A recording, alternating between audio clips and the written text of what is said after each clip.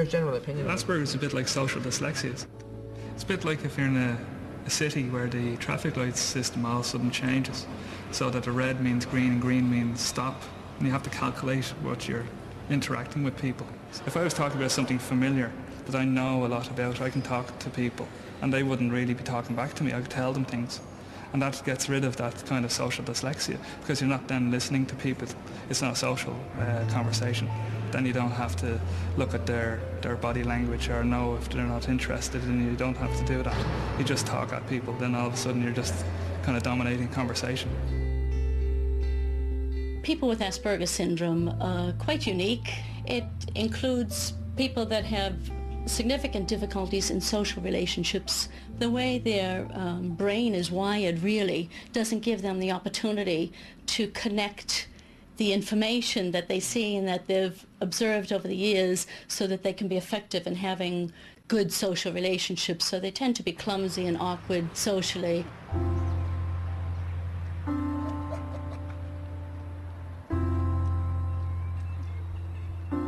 Up to a few years ago, I didn't realise people had emotions.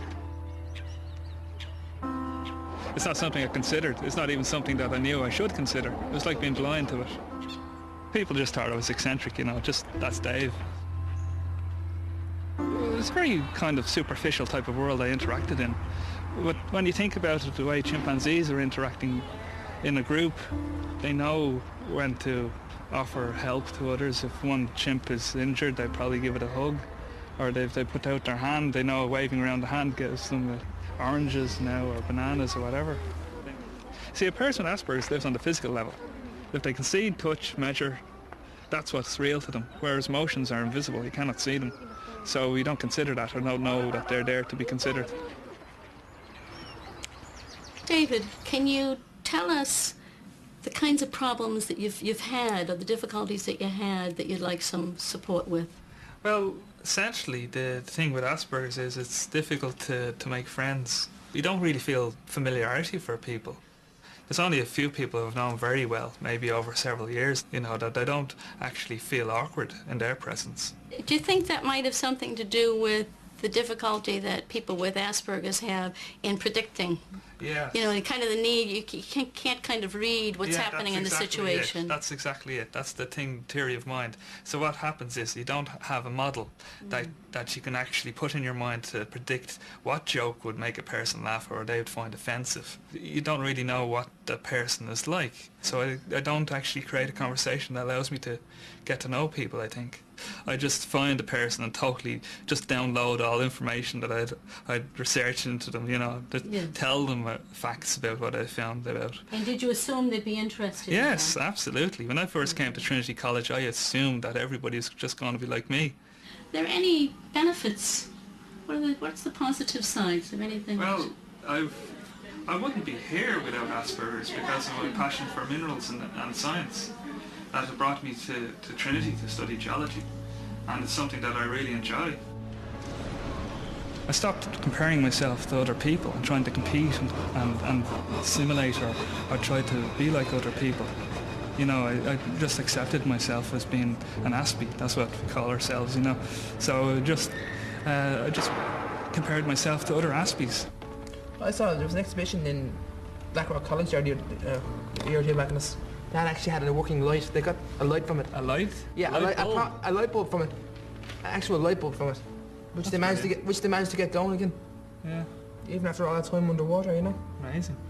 You know, they have I used to find it much more difficult until I got the diagnosis and then joined the group as well and come to terms with myself more, you know.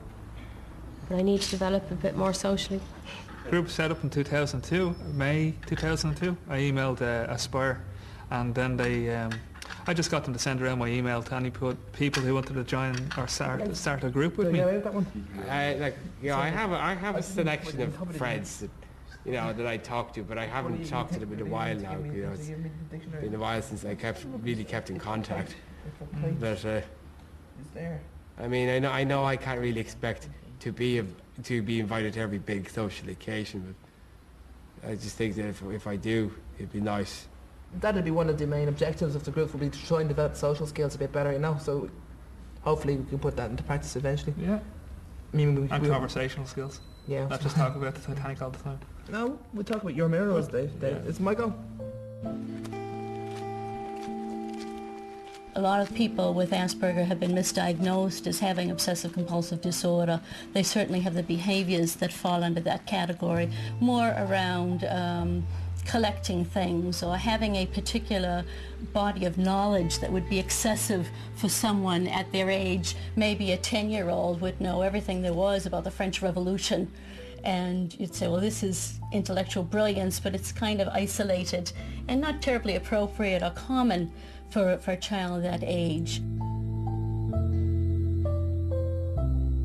What I have my hand on here, it's a fault line. It's about 40 kilometres long. It begins from southern Tala, continues all the way to the Kings River. The actual fault zone itself is about 20 to 40 metres wide, and it's mineralised by iron and manganese. The brown colour that you see in the rock here is actually iron. Goethite is the name of the mineral. And there's also another mineral called hollandite and cryptomelaine. The rock itself was formed when the fault moved, actually kind of moved in a way that actually pulled apart the two sides of the fault line.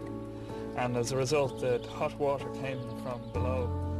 It's about 200. My areas of interest is my strength, which has not got to do with people.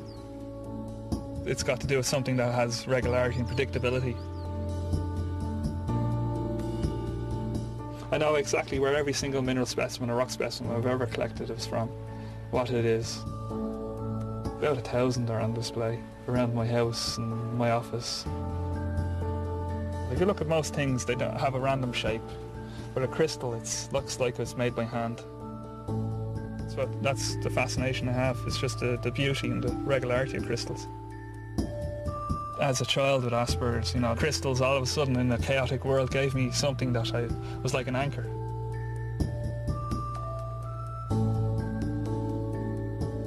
Any kid that's different from other children, they get bullied. I literally, when I went to primary school, I remember after the summer holidays that I didn't want to talk to the other kids because I knew when I'd talk about astronomy. I didn't put the two together. I didn't know that when I talked astronomy that was causing bullying, so I was bullied nearly every day for years. One of the things that happened that probably insulated me from any negativity is that I had a primary school teacher in 5th and 6th class, and what he did was put me on a stage play as a space alien, which is what the bullies were calling me. They were calling me a space cadet, you know, space alien, star boy, star kid. I was into astronomy at the time. So what he did, he was putting me on a Christmas stage play as a space alien. So instead of being something negative, I got people to laugh at me, being myself. If I hadn't been on that stage play, I wouldn't be a PhD student. I would have been, God knows, you know, I would have thought of myself as something horrible. I would have thought what the bullies were saying to me. Well, the thing about me is it's very general. It's not. You've got lots of different. I'm probably the modest of the group. You know, I've got more than one particular interest. I probably am. That's I'm not exaggerating now. Probably am. I like reading and watching the films like Killian does. You know. I don't really think of myself as obsessional. Just bad at talking to people. You know, and trying to have a long and interesting conversation with them. Just making conversation, really. I don't think I made the word, That's Stephen. where my drawback falls. Yeah.